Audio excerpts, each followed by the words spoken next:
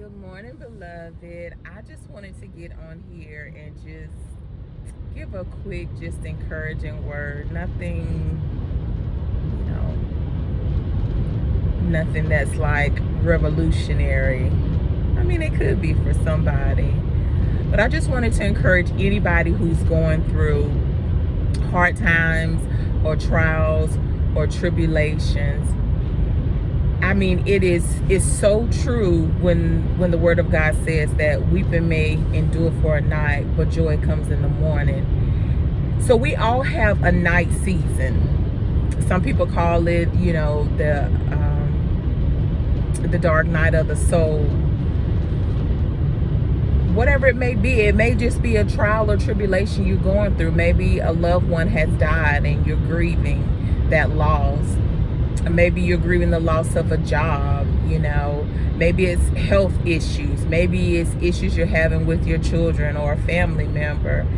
And while we're going through that valley experience, that low point, that low place in our lives, sometimes we don't see how we're going to come out.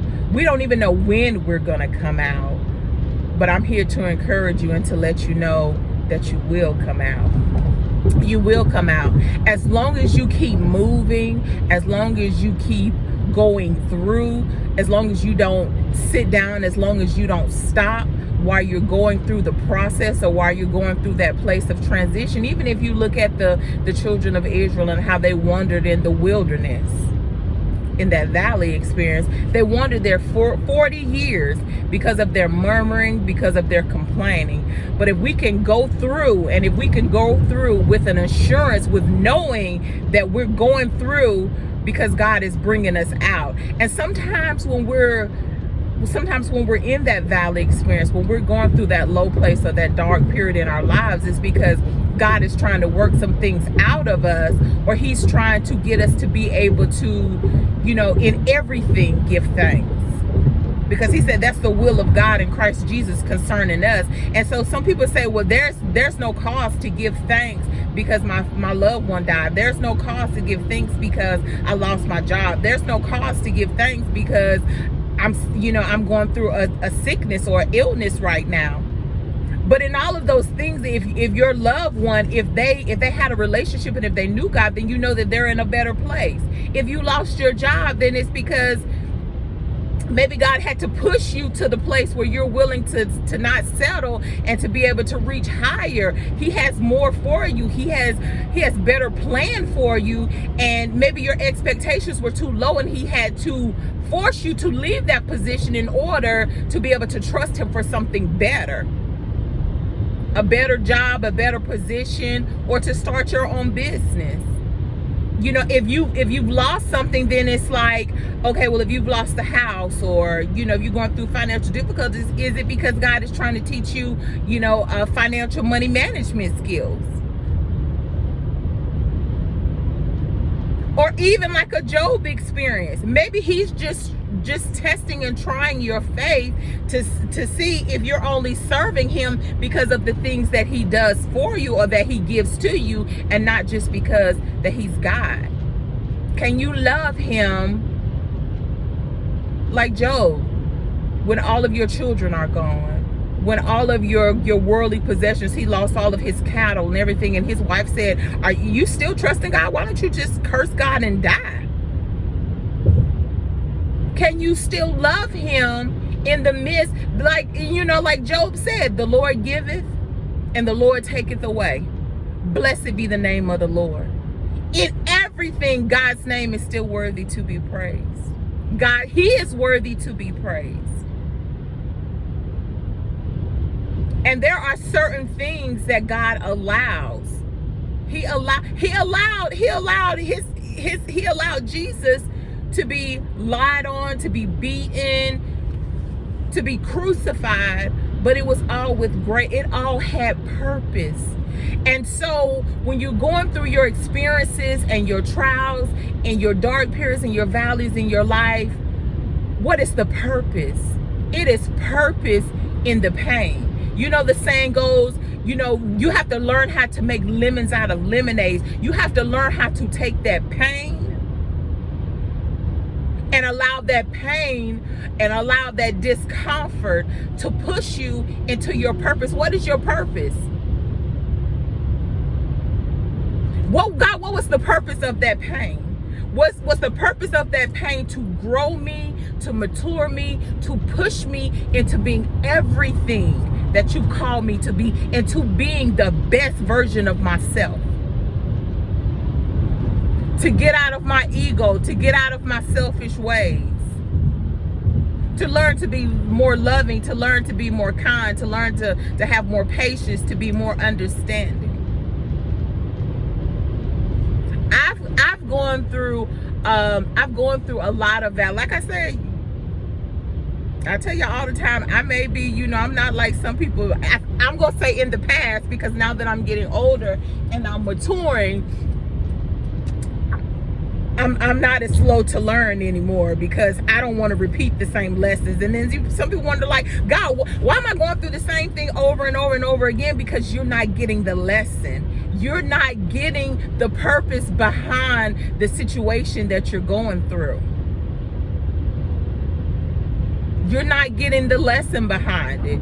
So it's just kind of like, if you don't pass 9th grade, then what? They're not going to promote you just because, you've gotten a year older. No, you have to learn those lessons. You have to learn those skills in order to be able to progress and to pass and to go to the next grade. So in order to progress and to pass and to go to the next level in life and to get all of those dreams and ambitions and things that you want from God, you've got to learn the lesson.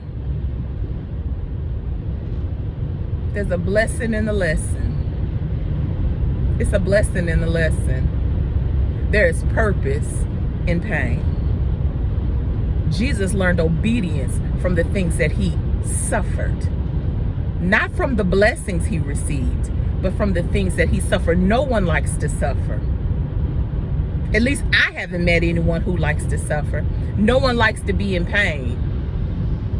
We all want the rewards. We all want the benefits. That's like someone who's learning to work out, and you have to go to the gym and work those muscles. And after you work out, your muscles are sore and your body's tired and you're aching. But if you keep going, you keep progressing, you keep being consistent, then all of that pain that you've gone through, you're going to see the benefits of the pain. It's purpose in the pain.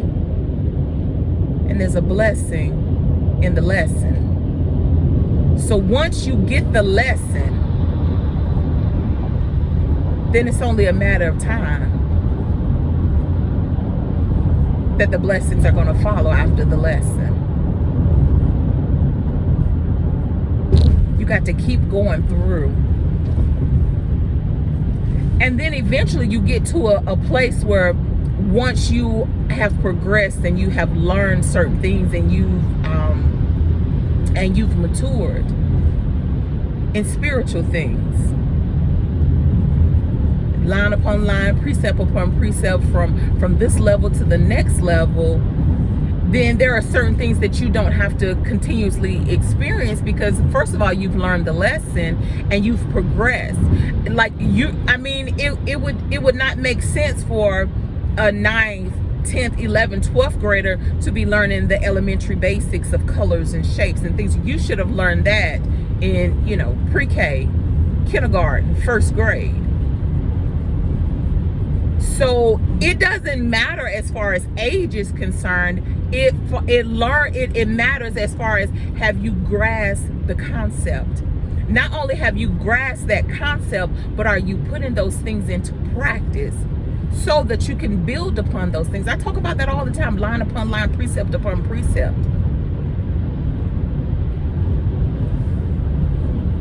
You've got to learn the basics before you can make it to the level where you can master other things. If you haven't learned the basics of, not lying, not stealing, not cheating, being honest, being loving, being forgiving, those are kind of the elementary basics. If you haven't learned those things, then like God said, if you haven't learned those things, and if you're not willing to do those things and put those things into practice, then why am I going to give my pearl to swine? I'm not going to give you the valuable things of the kingdom till you learn the elementary basics. And he's not going to force you to learn those things. Those are things that are generic, that nobody's going to force you to do anything when it comes to growing spiritually, when it comes to maturing, when it comes to the way that we interact and we treat people. Nobody forces you to do those things. You willingly do those things. Like Jesus said, didn't nobody take my life. I laid it down of my own accord. I laid down my own pride. I laid down my own ego. Nobody has to force me to do it. And what happens is the lessons get harder because, okay, think about it. You know, when you first, say for instance, your teacher say, hey, we're going to have a pop quiz. Okay. You don't pass the pop quiz.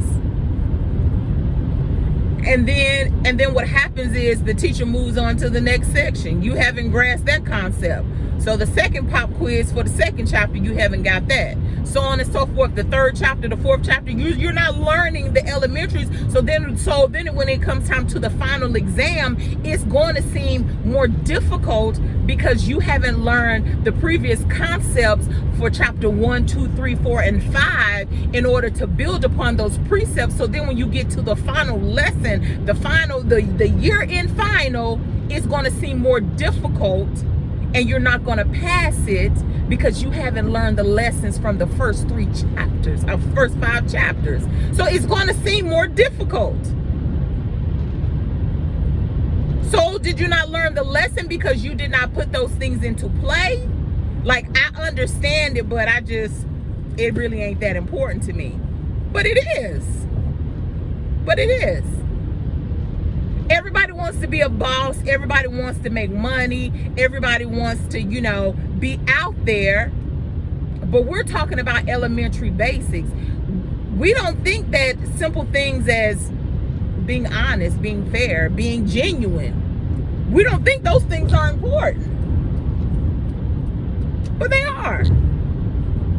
It's a part of who you are. If you're going to show up in the world, then show up truly as who you are. Show up real, unapologetic, genuine. Don't show up as a version of who you think people want you to be or who you want to portray yourself to be. Show up in the world and be who you are. Because the truth is always going to find you up. That's always those kids who act like, or you hear people who boast and brag about what they know and what they do and blah, blah, blah. And they so wonderful and they so whatever. And then here it is, you come find out 4 or 5 years later, you hear about them, they in bankruptcy, the marriage done fell. I mean, all this other kind of stuff. Well, why was you lying? Show up and be real. That's what it means. We have to show up in this world and be real. Be genuine, be unapologetic. Because there's a lesson. There's a blessing in the lesson, and there's purpose in your pain.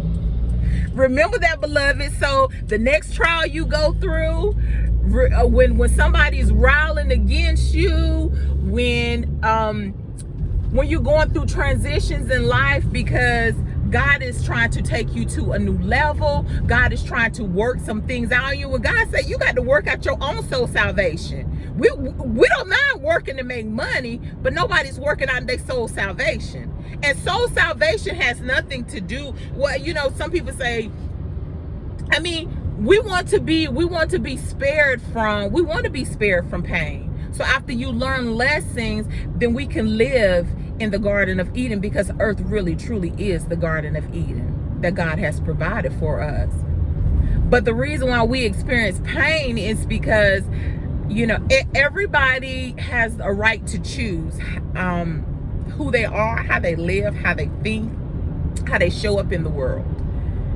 And sometimes the decisions that they make, they don't realize how they affect other people, or they don't care how they affect other people until they're faced with the same pain or lesson that they've imposed upon someone else.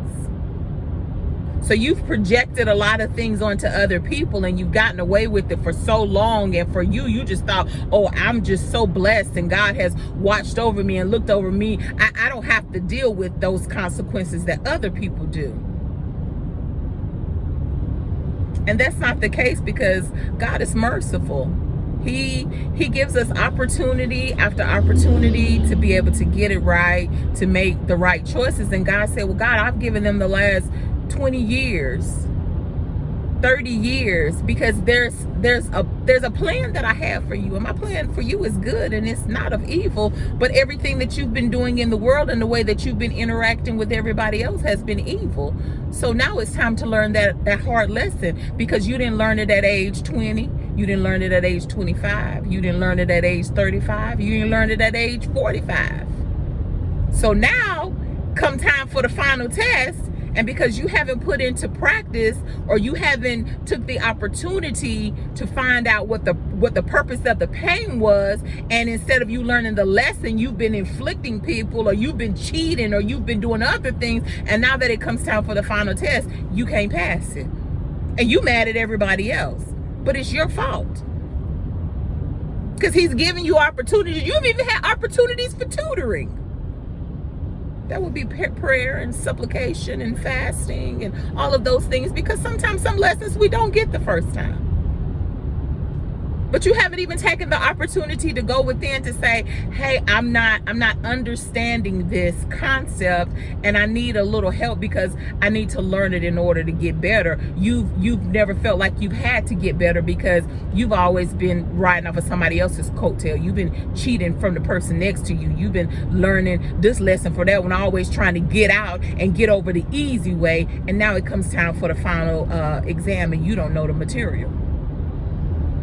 And now you're experiencing harder lessons that you could have learned 10, 15, 20, 30 years ago. And now you blaming God and you blaming everybody around you. No, it's your fault.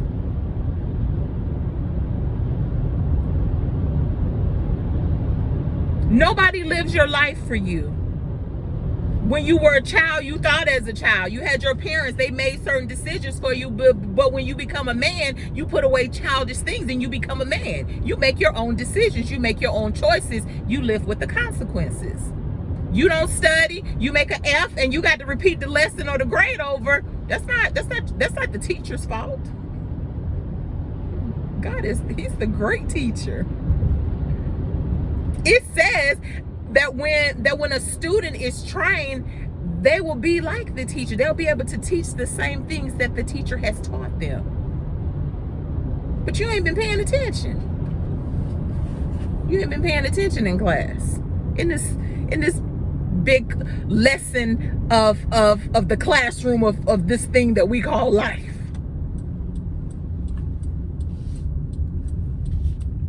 So I just want to encourage y'all, when you go through, see the lesson.